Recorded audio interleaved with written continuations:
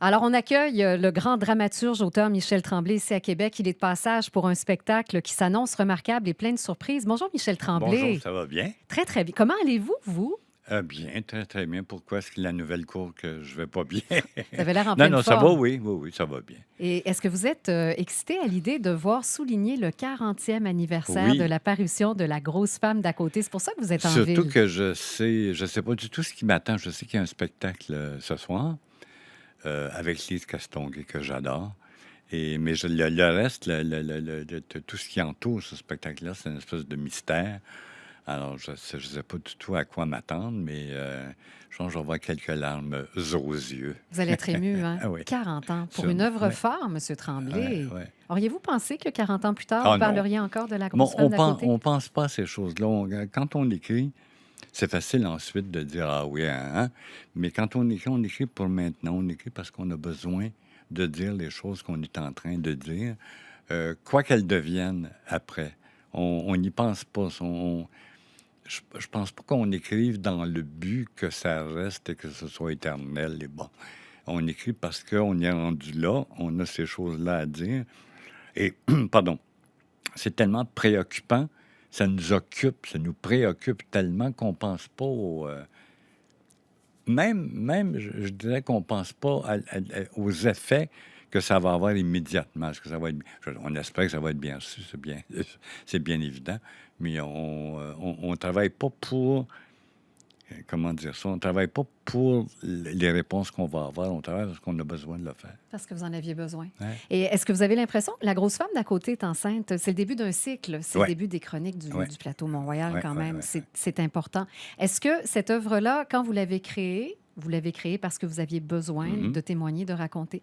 Est-ce qu'elle vous comble toujours 40 ans après, là? Est-ce que Mais tout c'est ça... drôle que vous posiez cette question-là parce que Actes Sud en France et l'AMIAC à Montréal me font le cadeau pour les 40 ans d'une nouvelle édition des Chroniques du plateau Montréal. Et avec Pierre Filion, mon éditeur chez l'AMIAC, on a décidé de relire les Chroniques du plateau Montréal au complet, de prendre l'été, parce que c'est quand même 6 livres, et corriger, c'est long. Alors, j'ai justement lu La grosse femme d'à côté est enceinte la semaine dernière.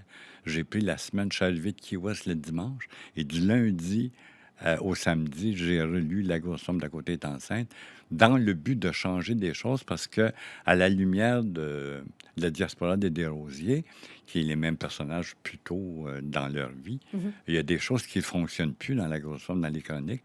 Alors, il faut que j'ajuste mon puzzle, il faut que je découpe mes morceaux de puzzle pour qu'ils s'imbriquent. Alors, j'ai relu avec plaisir, oserais-je dire, La grosse femme d'à côté est enceinte la semaine dernière, et c'était formidable de me retrouver 40 ans plus tôt, à l'époque où j'écrivais encore à la main dans des cahiers d'écoliers lignés bleus avec la marge rouge, là, avec une plume feutre. Maintenant, ça fait 32 ans que j'écris à l'ordinateur. Mais jusqu'en 86, j'écrivais à la main. Alors, je me revoyais dans ma vieille maison en train d'essayer d'écrire ce roman-là. Puis c'était presque nostalgique. Vous êtes très habité encore par ce passé. Ça a été tellement... ça vous habitera... Ça nous habite toujours. Ça part jamais de nous, ça. Non, mais le principal, c'est d'exprimer les choses, de dire les choses. Ça règle rien, mais ça console. Et ça nous rassure. Quand on parle de choses qui ont été importantes pour soi ou qui ont été importantes pour sa famille ou pour les autres, là, ça fait du bien. Ben, ça fait toujours du bien de parler, là, mais ça fait du bien d'écrire aussi, de sortir les choses qui sont importantes. Puis au moins, ben, quand on les relit 40 ans plus tard, on dit, ben, au moins, j'ai fait ça. Si mon avenir est derrière moi, au moins j'en ai un. Oui, vous avez tout un avenir derrière vous. Moi, je vous en avais encore un devant vous aussi. Vous avez jamais eu le syndrome de la page blanche pendant toutes ces années. Non. C'est quand même assez remarquable, Ben, Michel non, Tremblay. ben, il y a une raison à ça, c'est que je suis toujours très préparé. J'aurais probablement eu des problèmes le syndrome de la page blanche. Il y a beaucoup d'écrivains qui écrivent au fil des idées, au fil qui improvisent. Moi, je suis incapable d'improviser quand j'écris. Il faut que je sois prêt. Ce qui fait que quand j'écris, je ne peux pas avoir de problème de page blanche parce que je sais ce que j'ai à dire. Mais c'est quoi J'ai prêt? préparé mes personnages. C'est dans la tête ou Ouais. c'est un canevas? Non, non, c'est dans C'est ma là, tête. là. Là, après J'ai ça, jamais pris de notes de ma vie. aucune note de toute ma vie. Je m'avais jamais vu dans un café au coin du bar en train d'écrire sur une napkin, là. Non, quitte à me tromper, j'aime mieux me servir de ma mémoire, de me dire, je fais des plans, mais je les fais dans ma tête. Puis je me dis, si je l'oublie, c'est parce que ça ne valait pas la peine. Alors, j'y vais au fil du souvenir que j'ai de la structure que j'avais et je m'y tiens pas mal. Michel Tremblay, ce qui est assez remarquable quand on vous lit, quand on regarde les batailles que vous avez menées aussi, là, on pense toujours aux Joual, mais vous avez eu des personnages qui, quand même, ont longtemps été marginaux, les Oui, marginaux et les marginalisés du Québec, qui aujourd'hui le sont beaucoup moins. oui. Avez-vous l'impression que le Québec est en train de Ah vous oui, oui, ça, le rattraper? Québec est une des sociétés qui a le plus changé dans les 50 dernières années. Comment y avez-vous contribué? Est-ce que vous avez Ah, je sais, l'impression... la contribution, c'est pas palpable. On Non. peut pas dire, ah, c'est à cause de moi que telle chose est arrivée. J'ai exprimé ces personnages-là d'abord parce que leur crise d'identité m'intéressait beaucoup. Quand j'ai parlé des travestis, mon point de départ était un coiffeur qui rêve d'être une femme, qui rêve d'être Elizabeth Taylor, déguisée en Cléopâtre, dans un film américain tourné en Espagne et en Afrique du Nord. Il y a un problème d'identité. Oui. Alors, je partais de ça et je faisais des striptease, ce que j'appelais des striptease psychologiques et des striptease physiques.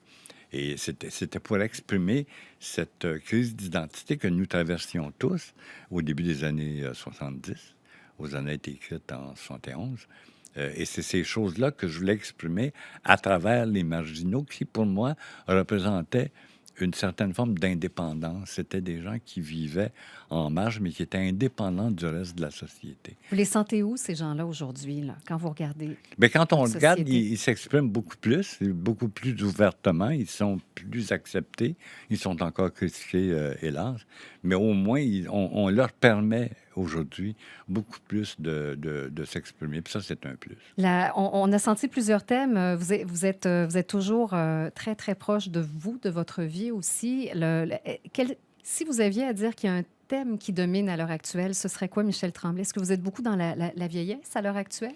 Ben, j'ai écrit un livre sur la vieillesse l'année dernière. Cette année, au contraire, j'avais eu une discussion avec des amis un soir où on s'est lancé le défi d'aller retrouver dans notre mémoire le plus vieux souvenir qu'on avait de notre vie. Ah, Tu sais, c'est quoi la chose la plus lointaine dont tu te souviens?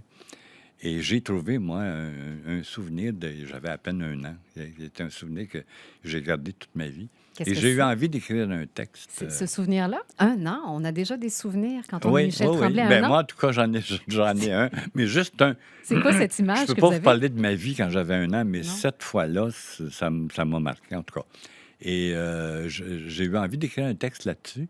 Puis en écrivant un, je me suis dit, pourquoi j'écrirais pas un petit livre, c'est un petit livre, il y a 87 pages, le manuscrit, sur des choses dont je n'ai jamais parlé.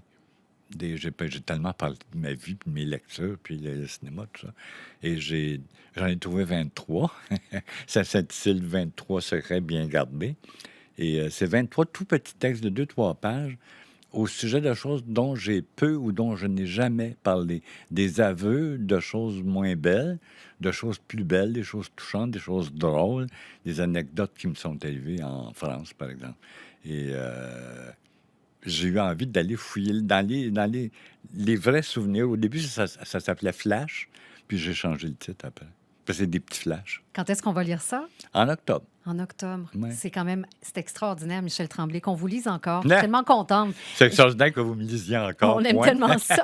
C'est précieux. Et je vous souhaite une superbe soirée pleine de surprises merci, et j'ai d'émotions. tellement hâte. Oui, la grosse femme d'à côté est enceinte. Ça fait l'objet d'un spectacle très spécial conçu sur mesure qui est présenté à la Maison de la littérature ce soir. Illustration, musique, projection, mélange de lecture aussi en présence de l'auteur. Merci, Michel Tremblay. Ça me fait plaisir. Bye.